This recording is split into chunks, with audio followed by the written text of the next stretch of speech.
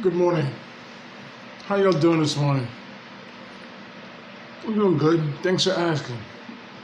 Oh yeah, let me tell you, if you like what I'm doing, click the like button and subscribe to a nigga. Subscribe. Do that for me, alright? If you could do that, I'd really appreciate it. The title of this video, the title of this communication is birthday celebration. It's my birthday. Now, let me explain something to you.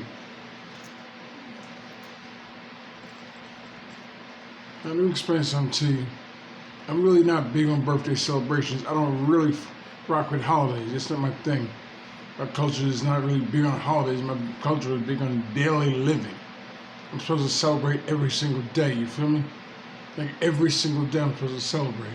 If my eyes open, I'm supposed to make that a celebration that every day is a righteous, spiritual, holy day. Every day. Not one set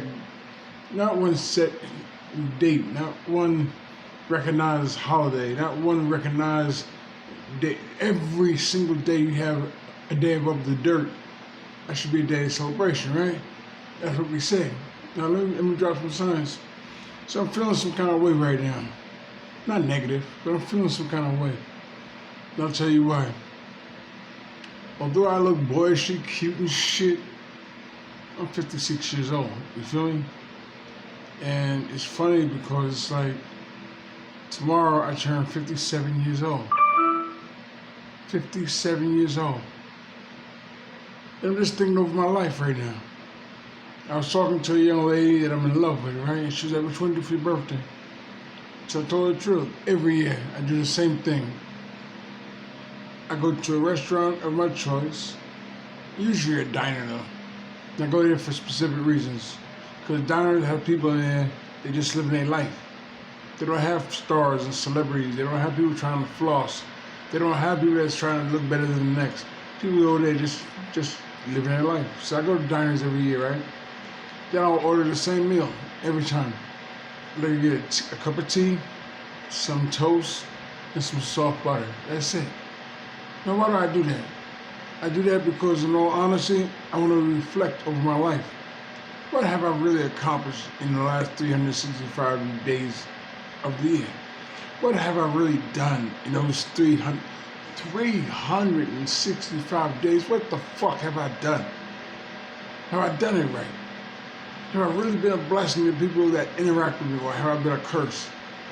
Have I brought joy to people's lives, or have I brought pain to people's lives? Like, what in the fuck have I done in the last 365 days? So, like I said, I'm feeling some kind of way. This is not a matter of feeling emotional. No, I'm not feeling emotional. I'm feeling introspective. Look it up if you don't know it. I'm feeling introspective, right? So I'm gonna start off. I got a couple of points I want to drop this morning, and hit the comments button. Tell me what you think. Subscribe. You know, like I said, hit the like button, hit the comment button. It's cool either way. I don't give a fuck. I mean, don't get me wrong, no disrespect, but look, man, I'm on this earth for a reason, apparently. So let me tell you my story. It's a real good story. I was born in Brooklyn and raised in Queens. I've never been shot, stabbed, or locked up. And it wasn't because I was a quiet boy. It's because my creator, my divine supreme creator, took a liking to a nigga from Brooklyn and gave me a pass on a lot of bullshit. So I said it to you for a reason. I'm sitting here like, what is my purpose? What is my purpose? Why am I still here? Why am I still here?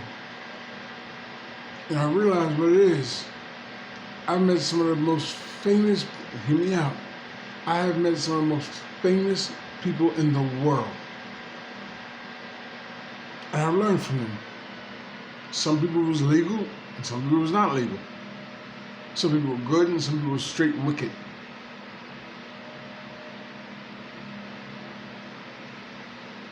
I know Nas. Nas is a righteous brother. I dig Nas. I know him personally. Let me talk about who I know, and you'll understand. I met El Cool J several times. I was in the studio with 50 Cent before he became 50 Cent and produced some music for him. I got the original soundtrack of 50 Cent rapping. That's funny, right? I got that soundtrack. I'm not trying to put it out. I'm not trying to make money off him. I'm not trying to live off his fame. But I got tracks with me and 50 Cent. He was at the studio. I know a guy named Corey Rooney. Corey Rooney is probably one of the greatest musicians I've ever met in my life. Corey Rooney gets so busy. Who's Corey Rooney? Congratulations and salute. He was the vice president for Sony Black Music. Corey Rooney wrote the Mary J. 411 album. I met Mary J.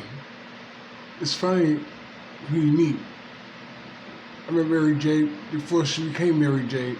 I met Mary J. when she was just walking in the studio for audition. Alright? Let's go back to Corey real quick. Corey produced music for Michael Jackson. Corey produced music for Jodeci. Corey produced music for Father MC. Corey produced music for 50 Cent. Corey produced music for Jodeci and... Oh, the fuck is wrong with me? Corey was rocking with Aaron Hall. And Corey had his hands in the projects with... there was another group, I can't remember the name right now. It was a male group. Corey was a musician, long story short. Corey was a master of the keyboard. I met a guy named Paul Lynde. Paul Lynde was a television star. I'm in an elevator with Paul Lynde at a hotel. Now, why am I dropping names? I'm dropping names this morning for a reason. I also know my brother David McClary. Salute, congratulations. I appreciate you, I love you. But David was convicted of police assassination. I don't glorify any of the world he was in. All I'm saying is, I know him. I know a guy who is really famous for a lot of things. I met John Gotti. Don't get me wrong, I'm not flossing on nobody. I'm just telling you where I'm from, who I am. I met a guy named John Gotti. And it's funny how I met him. At the time, I was a detention officer for the United States Department of Immigration and Naturalization, right? So I go out from maybe these whole illegal aliens. I go out to get a cup of coffee. And I go across the street to the newsstand. I'm trying to figure out what I want. I just want some coffee. I'm trying to pick up a magazine, maybe, so I can read it on the job. And this car pulls up. This buff white dude gets out. He's like, "Hey, yo, man, I need to order." I said, "Yeah, as soon as I'm done, you can." Shit. He said, "Yo, do you know who that is standing over there?" I said, "Yeah, man, who's making this turn in the line?" So he says, "Hey, yo, listen, man, that's John Gotti." I'm saying, "Hold up. John Gotti?" I said, "Yeah." I said, "Oh, shit. Let John come up in and order this shit. I can take a second. I'll take a back seat." So he's like, John Gotti's walking up, right? He walks up. He says, "Yeah, I heard your conversation. You are funny as fuck." So I said, "Well, Mr. Gotti, I just want a cup of coffee." Matter of fact, let me pay for your cup of coffee, man. You start cracking up. He's like, "Yo, here's my card. If you ever need anything, give me a call. I like you. You're different." I knew John Gotti. Rest in peace. I met a guy named Donald Trump at a meeting for INDEC, ENDEC, the INDEC Seminar, 1989, Columbus, Ohio.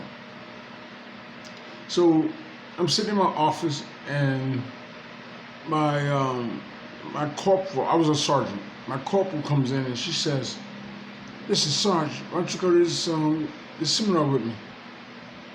I'm like, "Yo, I'm not trying to do no Avon shit, man. I'm not with that shit." She goes, No, it's a company called INDEC and they have a real estate seminar. You make money in real estate." Like, "Oh, hell no, I'm not trying to do all that shit, man. That sounds too extra." So she says, "If you go, the government will pay you back for education, your plane ticket, your hotel, everything will be reimbursed." I'm like, "Yo, let's get the fuck out of here. Let's go." Shit, let's go. And yes, so you can verify what the fuck I'm talking about. I worked at 201 Barrack Street in Manhattan. Look that shit up. It's a detention center there, okay? So long story short, we get to Ohio We check in on a Friday, and as we're checking, it's like maybe 3,000-4,000 people checking in, right? As we're checking in, it give us an announcement. The CEO of the company gives us an announcement. For some reason, the Attorney General for the state of Ohio does not grant us permission to proceed with the seminar. So you can get a refund, or you can say because we have one of the greatest lineup of positive mental attitude speakers coming in. We're just gonna have a positive mental attitude weekend. We're having it over across the street in the National Park. I was in that kind of hotel, all right? I wasn't in Motel 6. I was in that kind of hotel. So he says, yeah, it's across the street from the National Park, and we have a great lineup of people. Okay. So I'm thinking, shit, I don't give a fuck. Because if I'm getting reimbursed and I get some time away from the job, I'm in. Count me the fuck in. So, long story short, Saturday morning comes, 9 o'clock. That's when the seminar starts. Positive mental attitude right there. I'm like, yeah, okay, this sounds cool.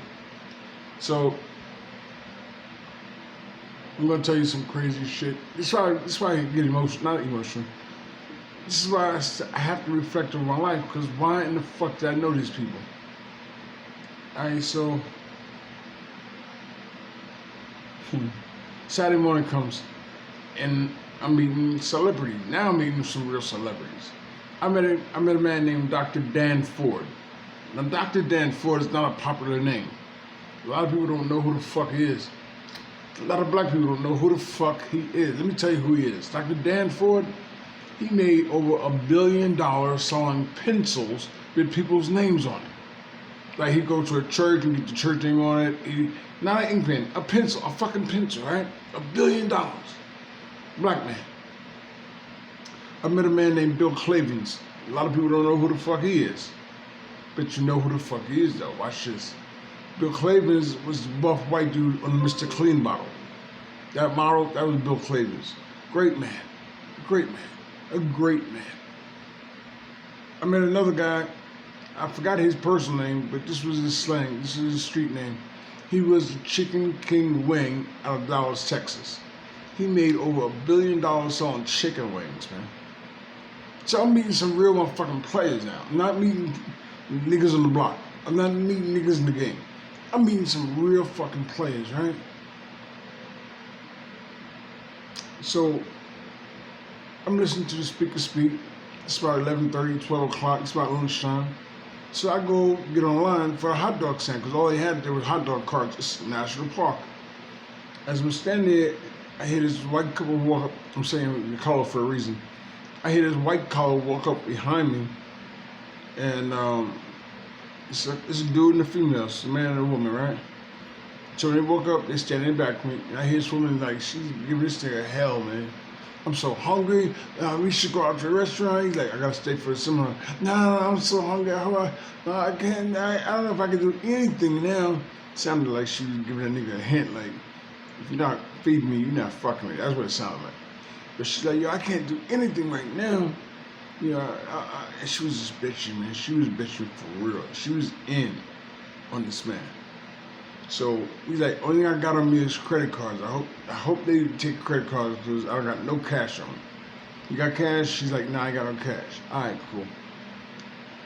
So we get up a little bit closer, and finally I'm like 2 people away from the hot dog cart, right?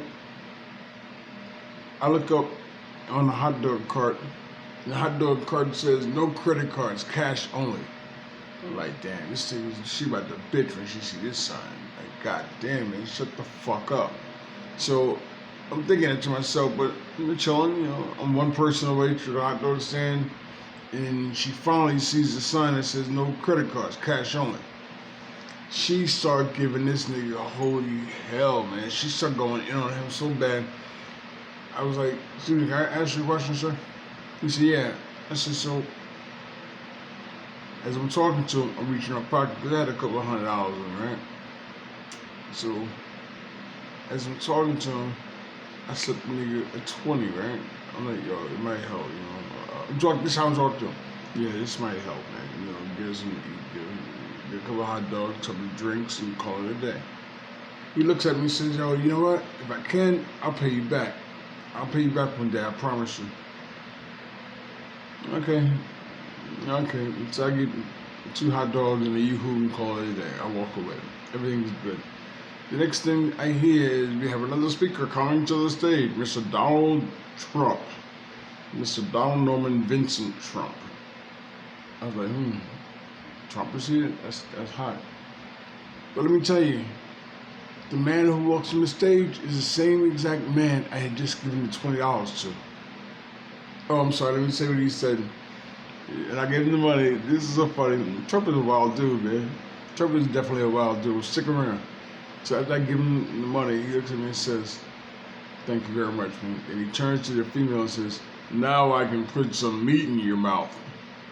I was like, oh shit. Like, I don't know what he means, but that shit sounded like perverted as fuck, right?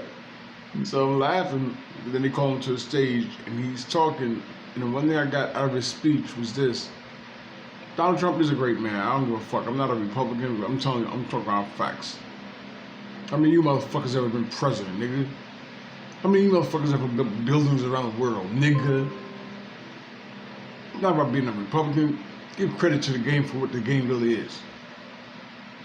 Alright? So, long story short, Donald Trump was talking. And Donald Trump made one point that I'll never forget. He said, listen, I was married at one time. I did really good. I was doing really good things.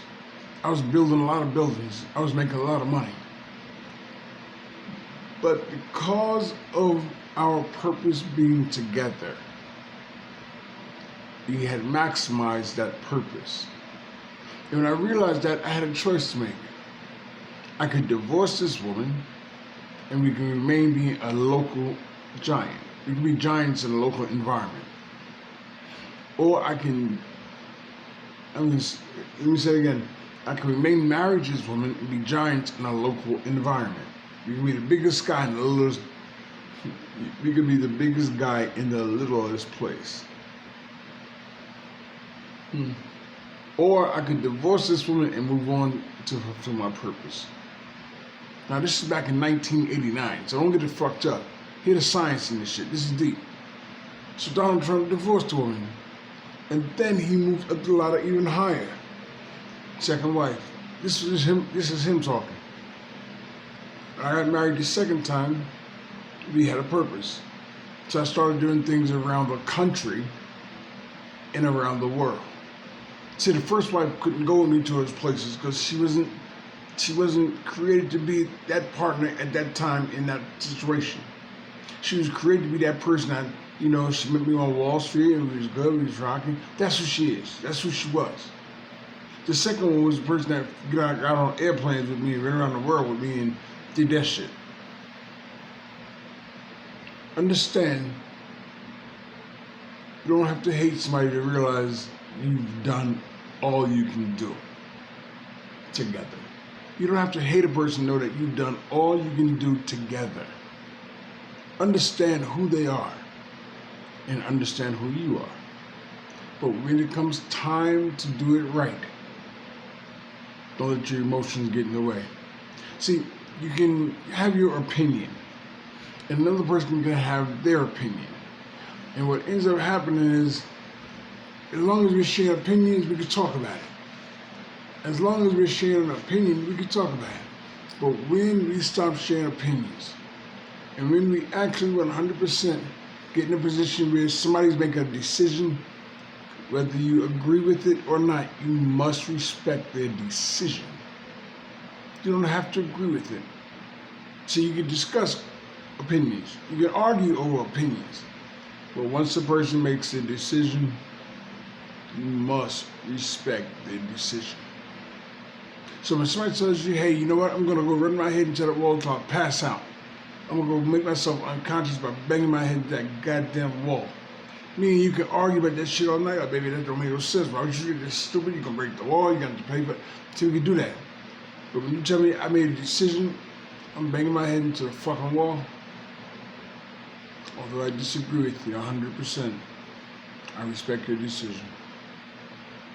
That's how hard life comes. So long story short, I was Donald Trump. I met a guy named Fat Cat a long time ago.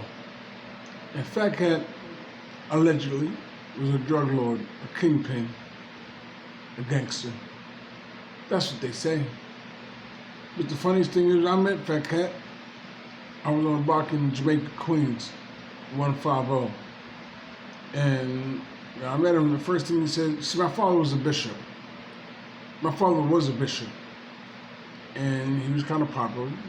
So I met Cat. The first thing he says, your dad's a preacher, right? I said, yeah. He said, now this is what he did. This is Fat Cat, the alleged heartless person. He goes, your dad was a preacher, right? I said, yeah. He reached in his pocket and gave me $20 worth of quarters. He told me to go into his game room and play Miss Pac-Man. That was his favorite machine. So I'm looking at this guy like, like, you walking around with $20 worth of quarters? Like, what the fuck? But he gave me the quarters. I went in and played the game. Now, the funniest thing is, I don't judge him. I'm not glorifying anything he allegedly did. I'm just talking about what he did with me. See, my experience was different than most. I knew a guy named Supreme. Supreme was a real celebrity. See, this is the kind of stuff I do on my birthday. I'm asking, why am I still here? There's a reason for me mentioning all these names. So Supreme, I mean him, I seen that he was also supposed to be, allegedly he was supposed to be about that life for real. And I met him. Only thing he said to me was, your dad's a preacher, right? I'm like, man, yeah. He looked at me and said, you know what? Keep your nose clean, man. Do it right, dude. Do it right. Keep up the good work. Alright, cool. So I'm confused a little bit. Like, this ain't the mobster, the alleged mobster I heard about. But yeah, cool. I knew a guy named Prince, his nephew. And Prince allegedly put that work in all the time. So I meet Prince in Queensbridge. I was in Queensbridge, right? So I meet Prince, and Prince rolls up on me on a moped. So he gets all, I'm like, yo, that's a nice bag, dude. Peace, God, how you doing? That's a nice bag. So he says, yeah, it is, man.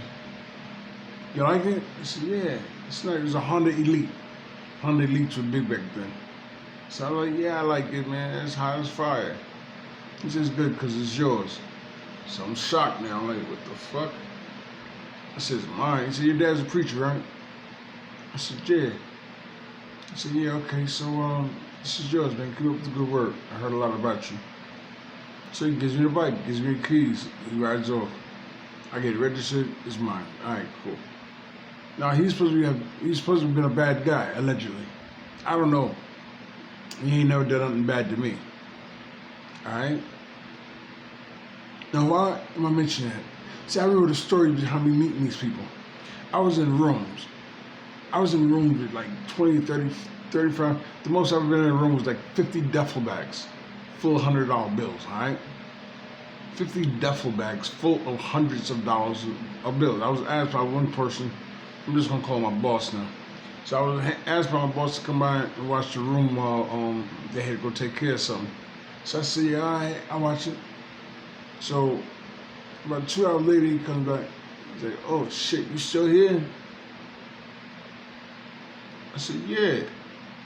He said, man, hold on. Gave me like $1,000. He was like, dude, most people would just bounce if they were full. If they were full of shit, they would just bounce out with a bag. I said, nah, man, you asked me to watch the room. I did that. He said, most people would have stole. Most people would try to get over it. You're an honest man. You're gonna go far in life. I'm like, all right. Why am I saying this? Stick around, the ending's gonna be complete. You're gonna love the ending. So I'm sitting there and I'm like, damn, all right. And so, me being me, I lived in a neighborhood that was really about business. So I met this girl, and actually I didn't meet her. I was working for a guy. I was somebody's employee. We got a call. We had to go beat this guy down. We had to go teach him a lesson, right? So we go teach a nigga a lesson. I never asked why, because I wasn't part of the policy. If I was down with that team, if I was a part of that family, when the orders came out, we did the fuck what we had to do. Alright? So I get this call. Yeah, we gotta go put some work in. And so I get in the car, I meet up at the house, what's going on? And tell us, yo, we gotta go see this nigga, give this nigga a message, right? So we get another call. Well, on there, we get a call, yo, that nigga's in the park. Alright, cool, we out. We roll out. You see the brother, we play baseball with him for about 20 minutes, right? And as we leave, you figure the fuck out. Like, you figure it the fuck out, alright? So as we leave, my boss tells me, actually we call him Chief, we didn't call him boss. But actually he was my boss, he's a boss nigga. The nigga tells me, yeah man, good job. So I'm like, yeah. Like I said, I never asked why. It was my place to ask why. So he says, yeah, man, I don't know who the fuck he thought he was fucking with. I'm like, yeah, I can dig it, man. I can dig it. Nigga didn't know. He didn't know. He said, yeah, man, what happened is my chief bought his daughter a car. His daughter started fucking with the nigga. The nigga wrecked his fucking car. His daughter's car, he wrecked it. Then refused to replace it. So we had to go teach that nigga a lesson. He only got 3 days to replace that car. If you don't, somebody else will pay him a visit. I'm like, oh. Alright, so we just whooped the nigga ass because he fucked over a car. I'm thinking to myself, kind of sick, but kind of nice. Fuck it, I'll rock with that. Who else should I know? Oh, I'm telling you a story about the girl. So the girl was beautiful as fuck, sexy as fuck, gorgeous as fuck, highly desired as fuck, right? But the thing is, she was related to these niggas. She was blood family to these niggas. So my boss's boss. When I get an order to go down and see that nigga about the car, my boss's boss, that was her father. So the rule of the family is real simple. You don't fuck with family. You don't argue with family, you don't fight with family, you don't fuck family. Unless you're in the family for life. So the rule was, you don't look at a person's female in any kind of way when you're in their presence. So when they're talking to you, look away, right? Yeah, I hear you. No, you right, no, you right. But you never look them face to face. You don't do that shit. That's a violation. Alright, so long story short, I'll be at a family meeting, and as soon as let me go to my office and get some paper. Nigga would get up and walk away. This chick would start putting her arms around me and kissing on me. And I was nervous as fuck because I was like, this must be a setup or a test, because if I fuck with her, I know these niggas will kill me. I know they'll kill me. I know they'll kill me. I'm not saying they've done it before, I'm just saying I know they'll kill me. So long story short, I'm sitting there, and every time it was like they would walk away from, if they go to the bathroom, she would start fucking with me. You know what I mean? And her thing for me was really easy. I wasn't a street nigga like that. I wasn't bred like that. I wasn't ghetto. I wasn't a bum. It wasn't my culture to be a piece of shit. That was not my culture. So why am I saying that? I'm saying that for one simple reason. One day, her uncle comes to me and says, listen, man, my niece really likes you. I say, yo, I never did nothing to her, man. I never even said hello to her. I don't even know her. Which niece you talking about? I don't know who you're talking about. He said, yo, calm down, man. This ain't negative. But I'm thinking, there's a lot of things that wasn't negative, nigga. Understand, a lot of things that wasn't negative go negative very quickly. So he says, what I'm gonna do, I'll let you know. I trust her with you, dude. I trust her with you. You think, oh, you gotta always wonder, is this a test? Is this a real test? For real? That's what we doing today? We testing? All right, so you say you trust me with it. I'm like, all right, cool, man. Thank you very much. But I haven't looked at it. I have no interest, but thank you. I appreciate that. He says, maybe you should spend some more time with her. So now I'm a little leery, right? You want me to spend time with her? Like, nigga, you just whooped the nigga ass for spending time with her. Now you want me to be the guy who's spending time with her for real?